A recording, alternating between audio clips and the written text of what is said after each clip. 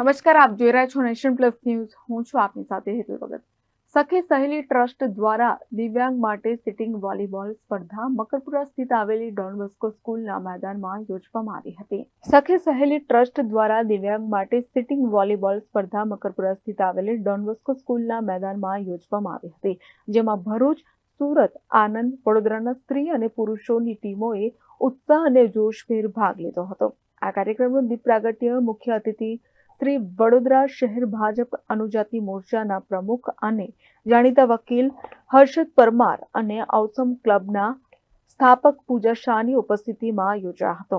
સાથે આરંભ સંસ્થાના સ્થાપક શ્રમિક મહેતા, રતિલાલ પરમાર, દિવ્યાંગ સખી સહેલીના પ્રેસિડેન્ટ અમનદીપ કૌર અને ભાવેશ વાઘાણીના હસ્તે કરવામાં આવ્યો હતો, જેનો મુખ્ય ઉદ્દેશ્ય દિવ્યાંગ ભાઈ બહેનોના જીવનમાં ઉમંગ અને ઉત્સાહ ભરવાનો હતો. તેઓ પણ જીવનમાં આગળ આવી શકે અને એમની પ્રતિભાનો પણ વિકાસ થાય એ હતો.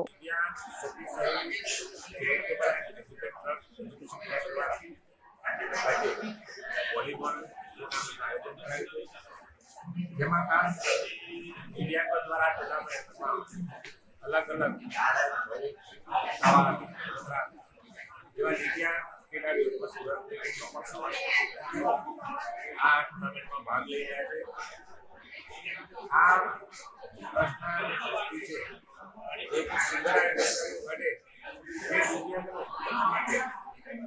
દિવ્યાંગ પ્રગતિ માટે અનેક કાર્યક્રમો કરીએ છીએ.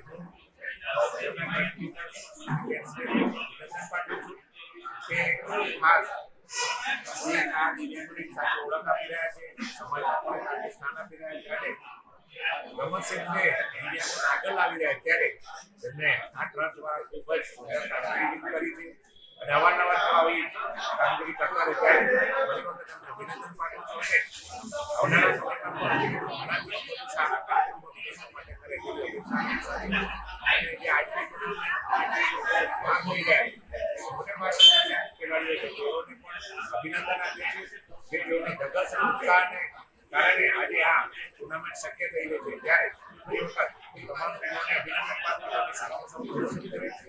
આર્થિક પાસું છે, કોઈ ટીમ જીતવાની છે, પણ આ એક એન્જોયમેન્ટ દિવ્યાંગોને પ્રોત્સાહન માટે અને રમત પ્રત્યેનો જે તેઓને પ્રેમ વધે, રમત પ્રત્યે વધારે ઉત્સુકતા હોય તે માટેના આયોજન થતા હોય છે. ત્યારે આ charitable trust. Bureau report, Nation plus news, Vadodara. સમાચારોના સતત અપડેટ મેળવવા માટે અમારી નેશન પ્લસ ન્યૂઝની યુટ્યુબ ચેનલને સબસ્ક્રાઇબ કરો, બેલ આઇકન દબાવો અને જોડાયેલા રહો ફેસબુક, ઇન્સ્ટાગ્રામ અને ટ્વિટર પર.